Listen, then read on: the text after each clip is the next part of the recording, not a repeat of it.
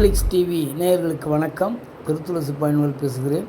இந்த வாரம் நம்ம சேனல் ஒளிபரப்பு நிகழ்ச்சி அன்பே டயானா திரைப்படத்தின் விமர்சனம்.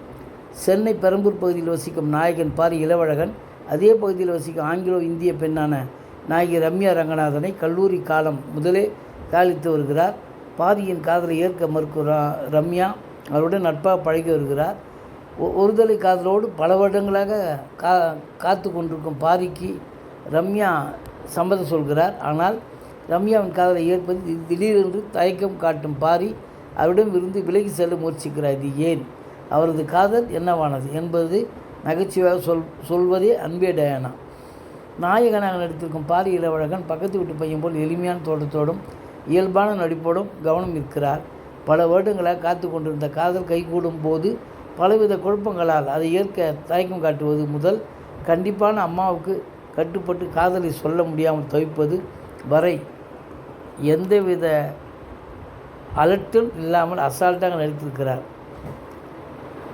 நாயகியாக நடித்திருக்கும் ரம்யா கதாபாத்திரத்தில் ரம்யா ரங்கநாதன் ஆங்கிலோ இந்திய பெண் கதாபாத்திரத்தில் கச்சிதமாக பொருந்துவதோடு ஆங்கிலம் கலந்த சென்னை தமிழை அசத்தலாக உச்சரித்திருக்கிறார்.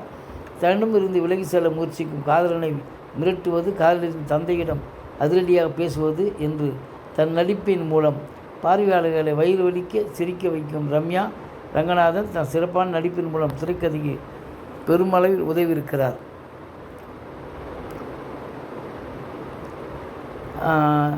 நாயகி அம்மாவாக நடித்திருக்கும் ரோஜா தோற்றம், பேச்சு, நடிப்பு என அனைத்திலும் கம்பீரத்தை வெளிப்படுத்தியிருக்கிறார். கண்டிப்பான குடும்ப தலைவியாக இருந்தாலும் தன் மனதுக்குள் இருக்கும் எதிர்பார்ப்பை வெளிப்படுத்தும் காட்சியிலும், தன் தவறை உணர்ந்து மனமாறும் காட்சியிலும் தன் அனுபவம் வாய்ந்த நடிப்பால் அசைத்திருக்கிறார்.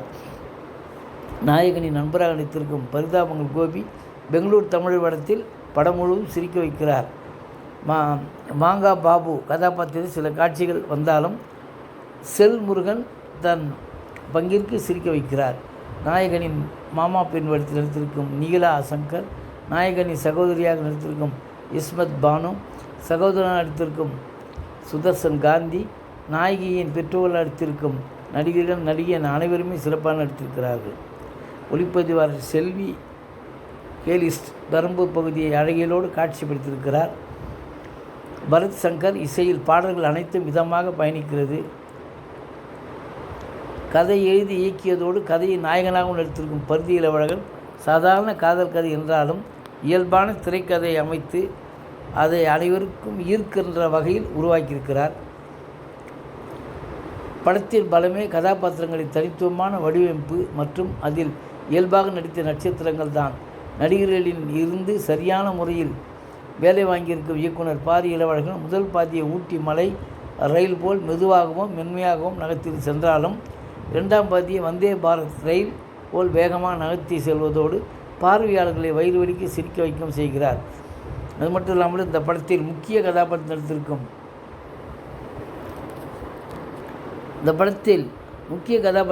சேத்தன் சிறப்பாக நடித்திருக்கிறார்.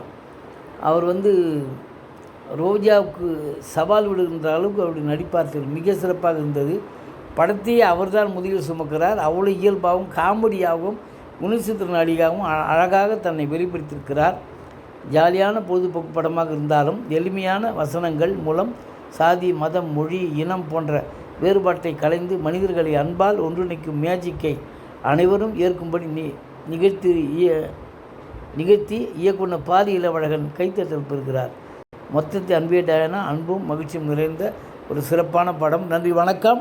அடுத்த வாரம் வேறு ஒரு திரைப்படத்தோட செய்தியோடு உங்களை சந்திக்கிறேன்.